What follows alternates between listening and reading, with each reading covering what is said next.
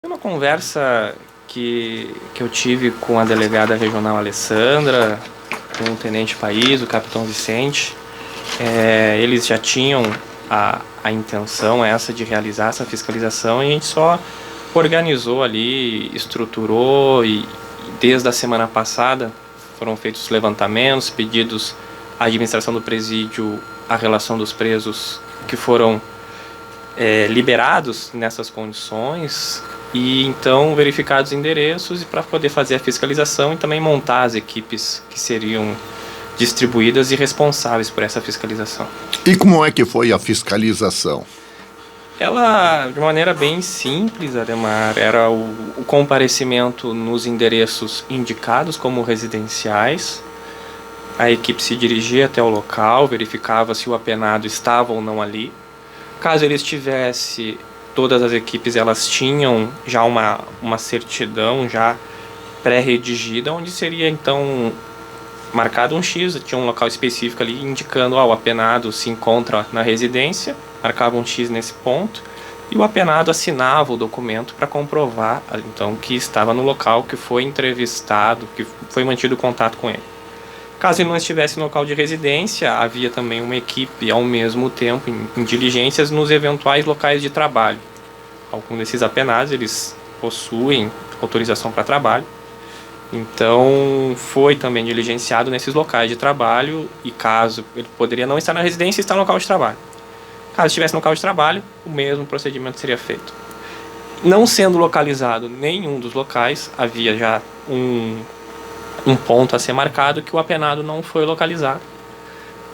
Com observação ali de colocar com quem a equipe manteve contato, se foi com algum familiar que estava na residência, se a residência estava fechada, se foi com algum vizinho que informou que ele saiu, que não saiu, enfim. Relatado então essa situação, indicado que o apenado não se encontrava no local, ainda havia uma opção de demarcar, como teve uma situação de que o endereço não existia.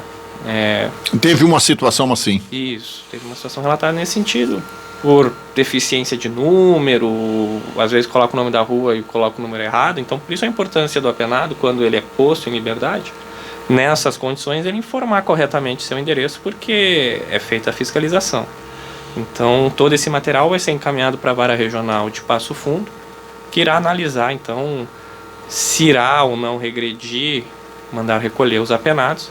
A informação que eu tenho junto ao colega de Passo Fundo, que algumas situações que já foi realizado em Erechim, que já foi realizado em Passo Fundo, inclusive amplamente divulgado na semana passada, algumas situações já houve então a decretação pela magistrada de regressão de regime nesse sentido.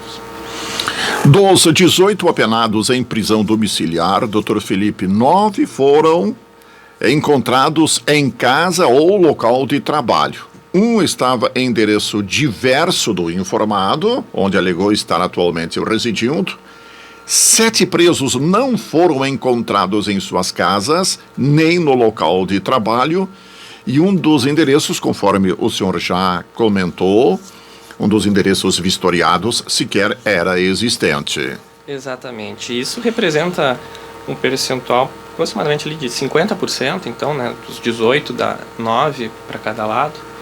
E em contato com outros colegas, até o colega de Erechim, que tem uma atuação bem importante nessa fiscalização, ele colocou que é o percentual também que se identifica naquela localidade de identificação e localização. É importante ressaltar, Ademar, que esses locais vistoriados, eles foram apenas com relação aos últimos apenados liberados em razão dessa doença que nós enfrentamos hoje no país. Há um número ainda maior... Foi o que motivou a prisão domiciliar. Isso, há um número ainda maior de apenados em prisão domiciliar, por diversas outras questões, e estão sendo também, nesse sentido, organizadas para os próximos meses, próximos períodos, também uma fiscalização contínua desses outros apenados. Então, não vai ficar restrita apenas com relação a essa situação da doença, do coronavírus. Claro que a Polícia Civil e a Brigada Militar já fazem essas fiscalizações periódicas, mas vamos organizar e manter ativo esse grupo de fiscalização para que elas ocorram com maior periodicidade nesse sentido.